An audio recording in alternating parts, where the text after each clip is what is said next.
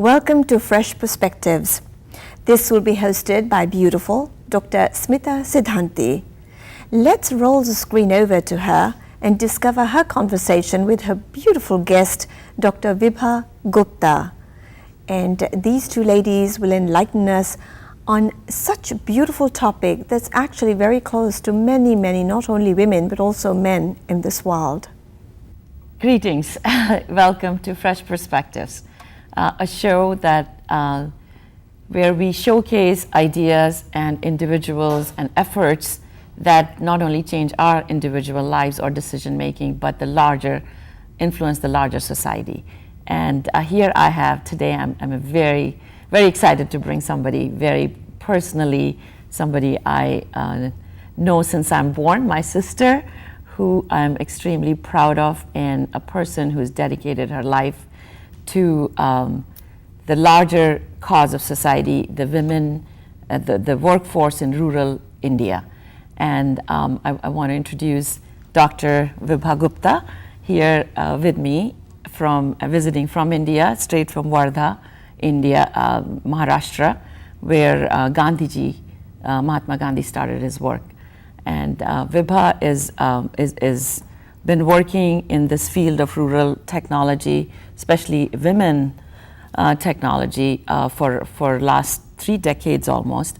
Her background is she's an economist from Delhi University, and she is a master's in social work, and her Ph.D. is from Indian Institute of Technology in New Delhi.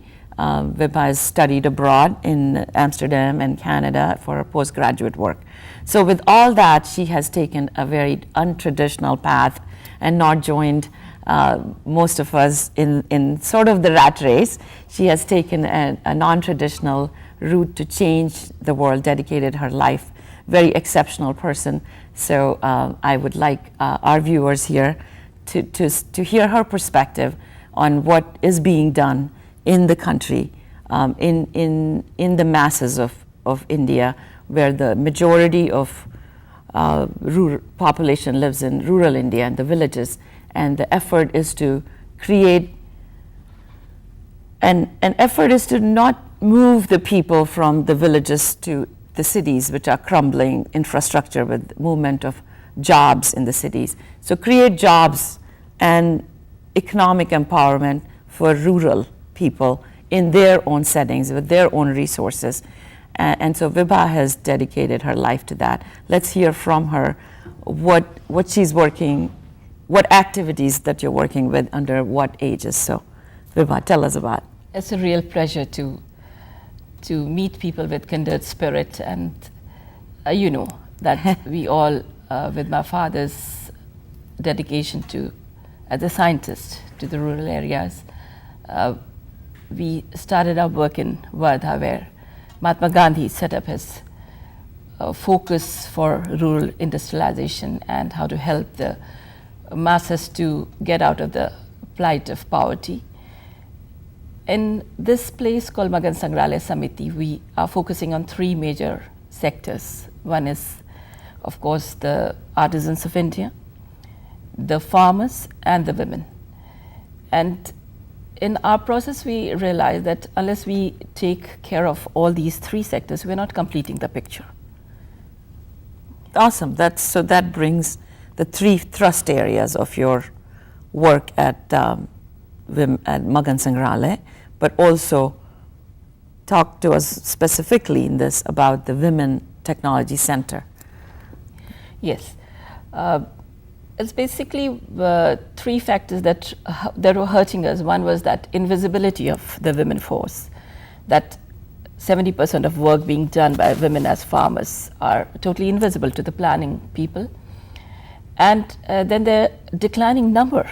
You know, Smita, that the ratio of the sex ratio is 927 versus 1,000 boys to 927 girls. So this depletion means that you're not caring about the sector, about their contribution, about their creativity, about their expression. So, and they're not an economic force. They're not in an any economic form, force, right? And so you don't do anything for them, and you don't take them as part of the creative, productive element of society. Right. Of society. So we first felt that it is more important to make them economically empowered. Right. We started with micro enterprises, led them to link them with bank, and now we have 1,000 women self-help groups, and they are linked with 20 banks, around 20 crore of rupees monetary transactions, which are happening with the banks. And after that, we felt that just keeping money in the bank or keeping accounts is not what we really wanted. We wanted them to raise from the level of manual workers, laborers, to skilled professional people. So one more time, I want to emphasize. So you're working with how many thousand women? That's around 12,000. 10 to 12,000 women are presently working in rural India on 132 products, as you said. Products, right. And they are 35 enterprises, zones that you have made. Right. And that effort itself, of course, from the bottom up. Yeah. Not only it was critical. It was critical because for them, they were used to working as labor, being dictated by somebody. The money was not in their hands. The power of making decision was not in their hands. Coming together was not their way of doing things because they were just personally working with some contractor, some manager. You know, they were either farmers or laborers, or with a husband. Like they were not a free entity. So by bringing more skills to them, so we train them in technical institutes, bringing skills of production of services and even skill like masonry. So they make products like the bricks, right? The they mason. Make bricks, and from fly ash, from resources which are cheap, which are free and available. Because there's a difference between the capital ownership. Because the land belongs to men, but the wasteland belongs to women. So the farm produce belongs to men, and the weeds belong to women. So we started working and see everything that was available to them freely and accessible and within that region, because they can't sort of walk distance and go out of the village. And their products are also sold locally there. So like I want to give you an example of they're working with weeds. They're making beverages out of flowers. Weeds. Oh, I see. So weeds are thrown away like waste. Right. Wasted. It's not a crop, it's a weed. It's not a crop and it's not commercial. Men can't earn money out of weeds. So they make beverages, make furnitures, make a lot of agro-produce out of weeds. Agro-produce, like household use goods, right? Utility products. Mats. Right, mats and furnitures. Bags. So this was an area that nobody thought about because weeds were just sort of as they don't look at women, they don't look at weeds. Right. So you bring both the W together and make weeds and women. Right. So these 130 products are made from locally available material, from local skills, and with very little machinery. Was skills also something you taught them? You got the trainers to either come to them or you send them to institutes? We trained at least more than 2,000 women. We trained everybody possible. Right. Because they're going out of the village, crossing the boundary, getting into a bus or a train and going all the distance, which is big liberation. Right. And that liberation brought a strange kind of leadership. Now at around 32 women are now Gram Panchayat leaders, like their sarpanch. 32 of these thousands of women became leaders in their own villages. So and now, because they are leaders, now they make decisions.